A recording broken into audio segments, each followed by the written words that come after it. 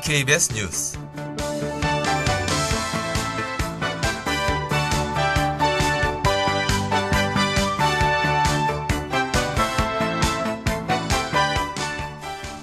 올해 한국의 삶의 질은 세계 47위에 그쳤습니다. 올해 수능은 국어, 영어, 수학 모두 지난해보다 어려웠던 것으로 분석되었습니다. 애플이 아이폰 위탁 조립업체 2곳에 미국 이전 생산 검토를 요청한 것으로 알려졌습니다. 이상 오늘의 주요 뉴스입니다.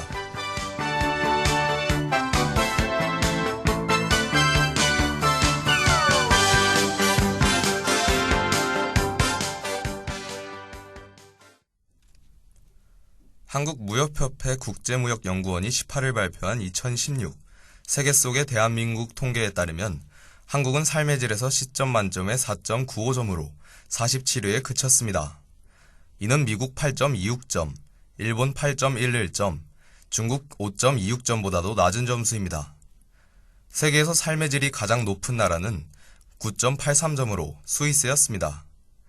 한국은 연구개발이나 과학기술 발전 정도에서는 세계 상위권을 기록했지만 사회, 노동, 삶의 질과 관련된 지표는 여전히 하위권에 머물며 대비를 이뤘습니다. 지난해 기준 GDP가 세계 32위임에도 삶의 질이 거기에 미치지 못하는 데는 저성장과 높은 노동 강도 실업률 등이 영향을 준 것으로 분석됩니다. 지난해 한국의 1인당 연간 노동시간이 2113시간으로 세계 3위에 올랐습니다. 국가 이미지 국제 경쟁력 투명성 지수는 각각 16위, 29위, 43위로 1에서 4단계씩 나란히 하락했습니다. 17일 치러진 2017학년도 대학 수학능력시험은 전 영역 모두 지난해 수능보다 어렵게 출제된 것으로 분석됐습니다. 최근 수년간 전반적으로 쉬운 수능 기조가 유지됐던 탓에 상대적으로 불수능이라는 평가도 나옵니다.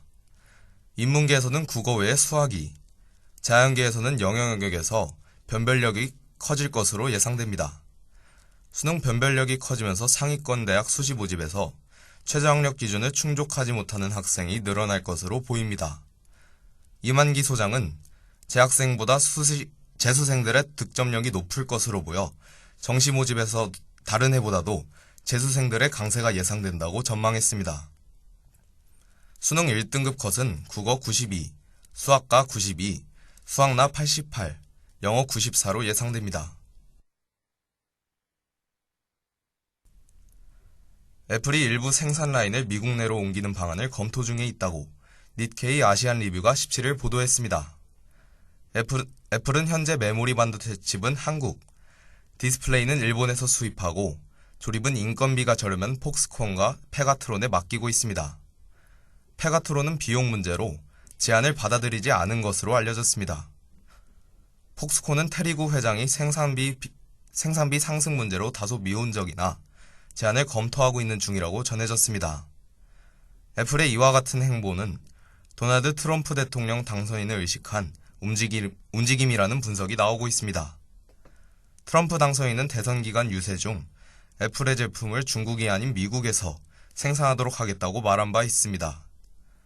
또한 외국으로 빠져나간 공장을 다시 미국으로 불러들여 제조업을 되살리겠다는 공약을 내걸기도 했습니다. 그러나 일각에서는 아이폰 부품을 모두 미국으로 가져와 조립하게 될 시 가격이 인상이 될 가능성이 크다는 지적이 나오고 있습니다. 끝으로 내일의 날씨입니다. 내일은 종일 흐리고 오전에 비가 있겠습니다. 최저기온은 10도, 최고기온은 15도, 강수확률은 50%입니다.